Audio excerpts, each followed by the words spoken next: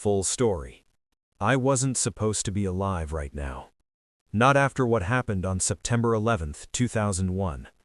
At 8:32 a.m., I should have been on the 82nd floor of the South Tower, starting my usual morning complaining about another boring meeting. But at 8:10, something happened. Something small, something quiet, something that changed everything. A warning, a delay, a message I almost ignored. My name is Michael Turner, and if you're listening to this, I need you to hear every word.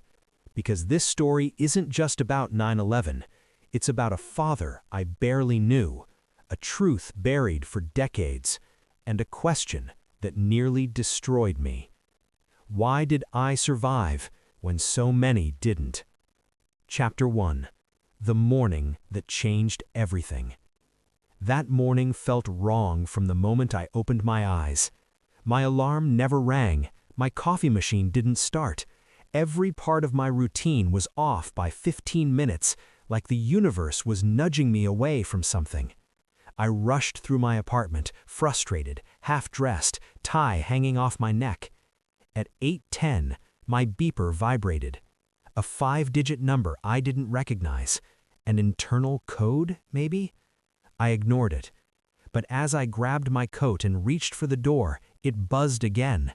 The same number. I checked the screen. 3 words. Don't go in.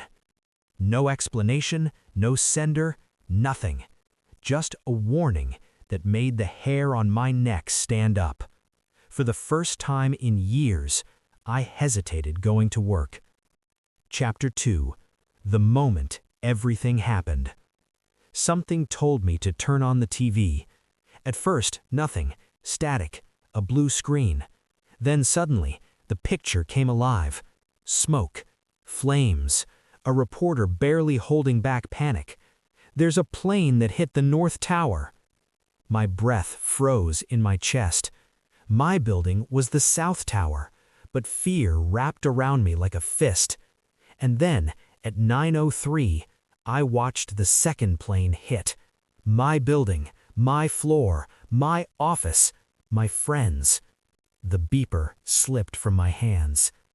Chapter 3. The aftermath. Hours passed like seconds, seconds like hours. I watched the towers burn. I watched mine collapse first. I watched an entire city disappear behind dust and fire. And inside me, something collapsed too. Why was I alive? Why me? And who sent that warning? For days I barely slept. Faces haunted me. People I worked with, laughed with, people I planned weekend trips with. Gone. And I was alive because of a message from a number that didn't exist. Chapter 4. The unregistered number. As soon as the phone lines came back, I called my company's tech department. I asked, "Can you trace an internal beeper code?" They ran the system, checked logs, cross-checked backups. After a long silence, the tech guy said, "There is no such number. It doesn't exist in our system." I thought I misheard.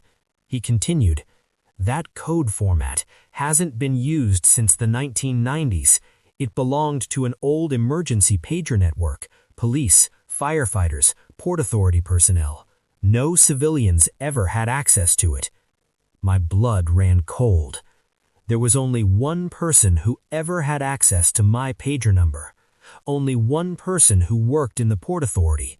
Only one person who used emergency pager codes. My father. But my father died in 1995. At least, that's what I'd been told. Chapter 6.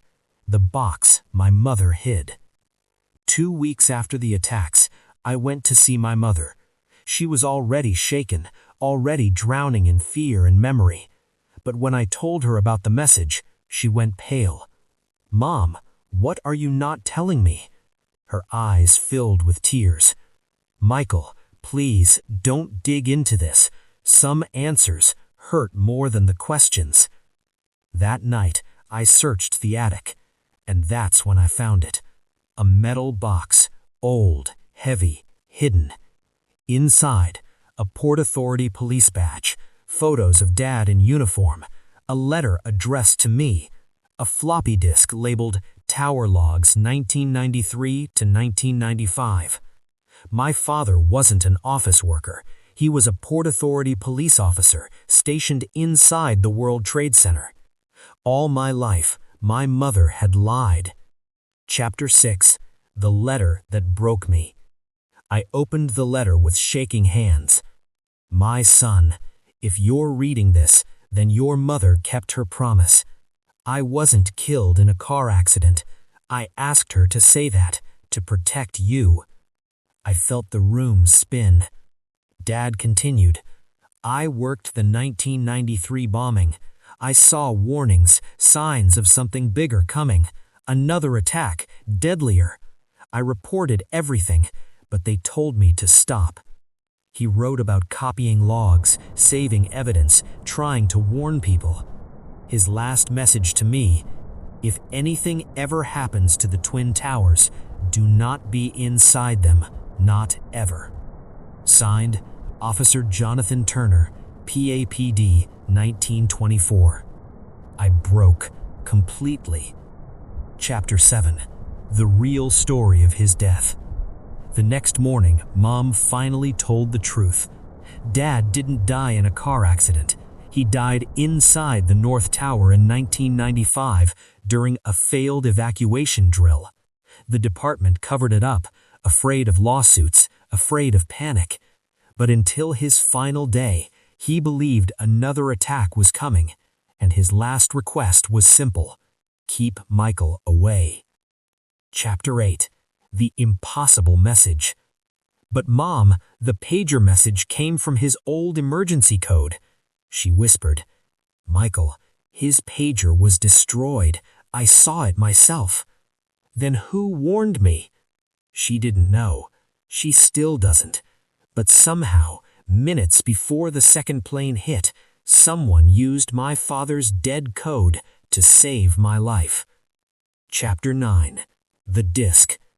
The floppy disk was filled with structural weaknesses, ignored reports, evacuation failures, and my father's personal notes. His last entry said, if the towers are ever targeted again, they won't survive. If I can't save the people inside, I will save my son.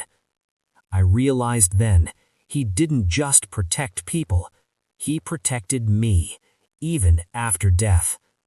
Chapter 10. Peace at Ground Zero. On the 20th anniversary of 9/11, I stood at Ground Zero. I found his name, Officer Jonathan Turner, badge 1924. I placed my hand on the cold steel and whispered, Dad, thank you for trying, for warning me, for saving me, even when you couldn't save yourself. For the first time, the guilt eased. I wasn't saved by coincidence. I wasn't saved by luck. I was saved by love, a love strong enough to cross decades and even death. If you survived something you shouldn't have, if you carry guilt, then hear me. Maybe someone, somewhere, loved you more than you'll ever know. I survived 9/11 because of a father I lost too soon, and a message that reached me when I needed it the most.